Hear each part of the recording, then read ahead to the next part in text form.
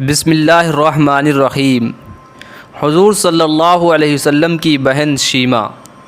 حضور صلی اللہ علیہ وسلم کا بچپن عرب کے ایک دیہات قبیلہ بنو سعد میں گزرا، کیونکہ حضرت حلیمہ سعدیہ حضور صلی اللہ علیہ وسلم کو ان کی والدہ سے لے کر اپنے گھر قبیلہ بنو سعد میں آ گئیں۔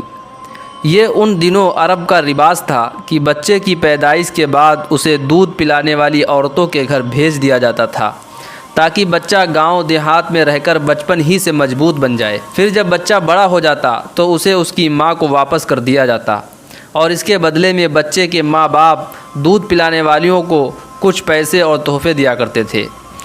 حلیمہ سعدیہ کی نورانی قسمت کہ ان کی گود میں دو جہاں کے سردار حضور صلی اللہ علیہ وسلم آ گئے۔ حضور صلی اللہ علیہ وسلم نے بچپن میں حلیمہ سعدیہ کا دودھ پیا۔ حلیمہ سعدیہ کی ایک لڑکی بھی تھی جس کا نام شیمہ تھا۔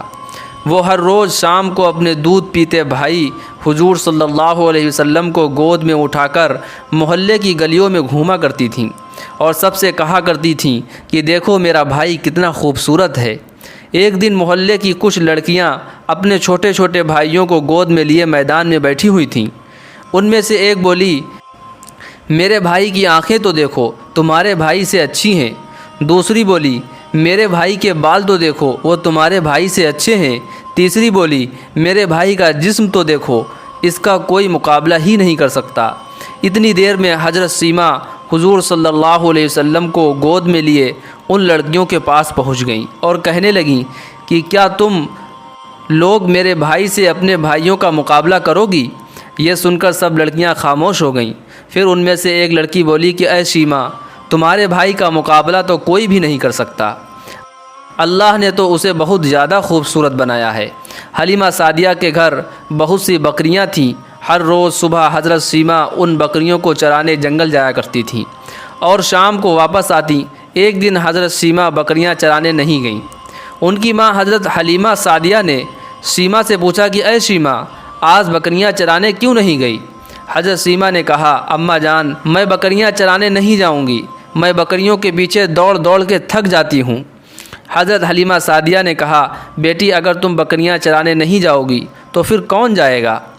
اپنے باپ کو دیکھو، وہ تو اتنے بوڑھے ہو چکے ہیں، اور میری حالت دیکھو، میں تو کمزوری کی وجہ سے زیادہ چل نہیں پاتی ہوں، اس لیے بکریاں چرانے تو تمہیں ہی جانا پڑے گا۔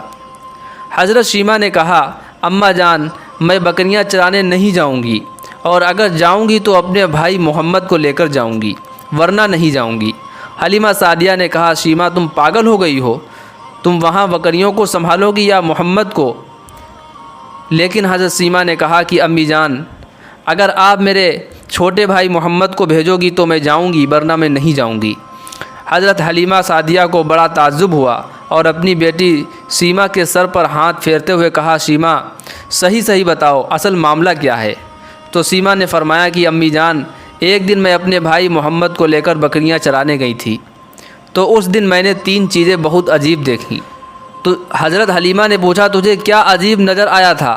شیمہ نے جواب دیا کہ امی جان، جس دن میں اپنے بھائی محمد کو لے کر بکریاں چرانے گئی تھی اس دن بہت تیز دھوپ تھی، لیکن میں جیسے ہی گھر سے بکریوں کو لے کر باہر نکلی تو میرے اوپر ایک بادل نے سایہ کر لیا، اور جب تک میں اپنے بھائی محمد کو لیے رہی ایک بادل کا سایہ برابر میرے اوپر رہا، اور مجھے اس دن ذرا بھی دھوپ نہیں لگی۔ دوسری چیز میں نے جو عجیب دیکھی وہ یہ تھی کہ جب میں بکریوں کو لے کر جنگل میں پہنچی تو میں ایک پیڑ کے سائے میں اپنے بھائی محمد کو لے کر بیٹھ گئی۔ میں نے دیکھا کہ میری بکریاں بہت جلدی گھاس چر رہی ہیں، اور پھر ساری بکریاں آ کر مجھے گھیر کر بیٹھ گئیں۔ وہ بکریاں میرے بھائی محمد کا چہرہ دیکھنے لگیں، میں بھی اپنے بھائی کا چہرہ دیکھتی رہی، اور میری بکریاں بھی میرے بھائی کا چہرہ دیکھتی رہیں۔ تو امی جان، اس دن مجھے بکریوں کے پیچھے دوڑنا نہیں پڑا۔ تیسری چیز جو میں نے سب سے عجیب دیکھی وہ یہ تھی کہ جب میں اس پیڑ کے نیچے بیٹھی تھی تو ادھر سے کچھ عیسائی لوگ گزرے۔ انہوں نے میرے بھائی کو دیکھا تو پوچھنے لگے کہ اس بچے کی آنکھوں میں یہ لال دھاریاں ہمیشہ رہتی ہیں یا صرف آج ہیں؟ میں نے کہا، میرے بھائی کی یہ دھاریاں ہمیشہ رہتی ہیں۔ یہ سن کر ان لوگوں کے چہرے کا رنگ بدل گیا، اور انہوں نے میرے ہاتھوں سے میرے بھائی محمد کو اپنی گود میں لے لیا اور اسے پیار کرنے لگے، اور مجھ سے کہنے لگے کہ اے لڑکی، یہ لڑکا ہمیں دے دو۔ یہ آنے والی نسلوں کا نبی ہے، ہم اپنی کتابوں میں اس کے بارے میں پڑھتے آ رہے ہیں۔ یہ آگے چل کر بہت بڑا انسان بنے گا، ساری دنیا اس کے پیچھے چلے گی۔ تو امی جان جب ان لوگوں نے میرے بھائی کی تعریف کی تو مجھے بہت اچھا لگا۔ حضرت سیما حضور صلی اللہ علیہ وسلم سے بہت محبت کرتی تھیں اور انہیں ہر وقت گود میں لیے محلے کی گلیوں میں گھوما کرتی تھیں اور اپنے بھائی محمد کے لیے شاعری پڑھ پڑھ کر اللہ سے دعائیں کرتی تھیں کہ اے اللہ میرے بھائی محمد کو سلامت رکھنا اور بڑا ہو کر اسے سب کا سردار بنانا۔ یا اللہ میرے بھائی محمد کو ایسی عزت دینا کہ دنیا میں ایسی عزت کسی کو نہ ملی ہو۔ اے اللہ میرے بھائی سے جو لوگ نفرت کریں آپ انہیں ہلاک و برباد کر دینا۔ دن گزر گئے، حضرت سیما بھی بڑی ہو گئیں اور اللہ کے رسول بھی بڑے ہو گئے اور اپنے گھر مکہ آ گئے۔ اسی طرح اس بات کو سالوں سال گزر گئے اور اللہ کے رسول صلی اللہ علیہ وسلم کو اللہ کی طرف سے نبی بنا دیا گیا۔ پھر مکہ کی زندگی کے بعد حضور صلی اللہ علیہ وسلم نے مدینہ کی طرف ہجرت فرمائی اور پھر مدینہ میں رہتے ہوئے کافروں سے بہت سی جنگیں ہوئیں۔ جب خیبر کی جنگ ہوئی تو اس جنگ میں مسلمانوں کو فتح حاصل ہوئی اور خیبر کے یہودی قیدی بن کر اللہ کے رسول صلی اللہ علیہ وسلم کے سامنے پیش کیے گئے۔ اللہ کے رسول اس وقت اپنے خیمے میں کچھ صحابہ کرام کے ساتھ بیٹھے ہوئے تھے۔ تبھی ایک صحابی خیمے کے اندر آیا اور کہا کہ اے اللہ کے رسول، باہر ایک عورت کھڑی ہے، وہ کہہ رہی ہے کہ میں تمہارے رسول کی بہن ہوں۔ یہ سن کر حضور صلی اللہ علیہ وسلم کو بہت تعجب ہوا کہ میں تو اپنے باپ کا اکلوتا لڑکا، نہ میرا کوئی بھائی نہ بہن، یہ میری کیسی بہن ہے جو اس بات کا دعویٰ کر رہی ہے؟ حضور صلی اللہ علیہ وسلم نے ان صحابی سے کہا کہ اس عورت کو اندر بھیج دو۔ جب وہ عورت اندر آئی تو یہ کوئی اور نہیں بلکہ حضور صلی اللہ علیہ وسلم کی بہن شیما تھی۔ وہ بہت بوڑھی ہو چکی تھی، اس لیے حضور صلی اللہ علیہ وسلم انہیں پہچان نہیں پائے، کیونکہ بچپن سے اب تک پورے 58 سال گزر چکے تھے۔ اس لیے حضور صلی اللہ علیہ وسلم نے حضرت سیما سے پوچھا کہ تم کون ہو؟ میں نے آپ کو پہچانا نہیں۔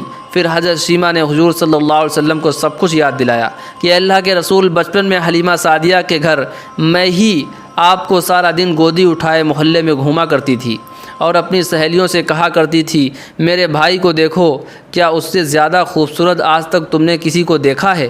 حضرت سیما حضور صلی اللہ علیہ وسلم کو بچپن کی بہت سی باتیں بتاتی جا رہی تھیں، لیکن حضور صلی اللہ علیہ وسلم کو کچھ بھی یاد نہیں آ رہا تھا۔ آخر میں حضرت سیما نے اپنے کندھے پر سے چادر ہٹاتے ہوئے کہا کہ اے اللہ کے رسول، شاید آپ کو یاد ہو کہ آپ نے بچپن میں میرے کندھے میں ایک بار بہت تیز کاٹا تھا، اس کا نشان آج تک میرے کندھے پر پڑا ہوا ہے۔ وہ نشان دیکھتے ہی حضور صلی اللہ علیہ وسلم کو سب کچھ یاد آ گیا اور پھر اٹھ کر اپنی بہن کو اپنے پاس بٹھایا اور حضور صلی اللہ علیہ وسلم نے اپنی بہن کے لیے چادر بچھا دی۔ حضرت سیما نے حضور صلی اللہ علیہ وسلم کی یہ شان و شوکت دیکھی کہ صحابہ کرام کا اتنا بڑا لشکر حضور صلی اللہ علیہ وسلم کے آگے پیچھے چلتا ہے، تو حضرت سیما کو بچپن کی وہ دعائیں یاد آنے لگیں جو وہ اللہ سے اپنے بھائی محمد کے لیے کیا کرتی تھیں۔ وہ حضور سے کہنے لگیں اے میرے بھائی، میں بچپن میں آپ کو گود لے کر گلیوں میں گھوما کرتی تھی اور ایک شاعری پڑھ پڑھ کر اللہ سے دعائیں مانگا کرتی تھی کہ اے اللہ میرے بھائی محمد کو سلامت رکھنا اور بڑا ہو کر اسے سب کا سردار بنانا۔ یا اللہ میرے بھائی محمد کو ایسی عزت دینا کہ دنیا میں ایسی عزت کسی کو نہ ملی ہو۔ اے اللہ میرے بھائی سے جو لوگ نفرت کریں آپ انہیں ہلاک اور برباد کر دینا۔ یہ کہہ کر حضرت سیما کی آنکھوں میں آنسو آ گئے اور کہنے لگیں اے اللہ کے رسول، آج میں نے اپنی دعا کو قبول ہوتے دیکھ لیا۔ حضور نے انہیں دلاسا دلایا اور پھر فرمایا میری پیاری بہن، اگر آپ میرے پاس رہنا چاہو تو میں اس کا انتظام کرواتا ہوں، اور اگر اپنے گھر جانا چاہو تو میں تمہیں آزاد کرتا ہوں، تم جا سکتی ہو۔ حضرت سیما نے کہا اے اللہ کے رسول، اگر میں اکیلی اپنے علاقے میں واپس گئی تو لوگ مجھے طعنے دیں گے کہ خود تو آزاد ہو کر چلی آئی اور گاؤں محلے والوں کو قید میں ہی رہنے دیا۔ حضور صلی اللہ علیہ وسلم نے فرمایا سیما جاؤ، میں نے تمہیں اور تمہارے پورے قبیلے والوں کو آزاد کر دیا۔ دوستو، حضور صلی اللہ علیہ وسلم نے اپنی بہن کے ساتھ ایسا پیارا سلوک کر کے ساری دنیا کو دکھا دیا کہ دیکھو بہنوں کی ایسی عزت کی جاتی ہے۔ دوستو، اس کے آگے کا قصہ اگلے ویڈیو میں اپلوڈ کیا جائے گا۔ اگر آپ کو میرا یہ ویڈیو اچھا لگا ہے تو ویڈیو کو لائک اور شیئر ضرور کر دیں۔ اسی طرح کے اسلامک ویڈیوز کے لیے ہمارے چینل کو ضرور سبسکرائب کر لیں۔ السلام علیکم ورحمۃ اللہ وبرکاتہ۔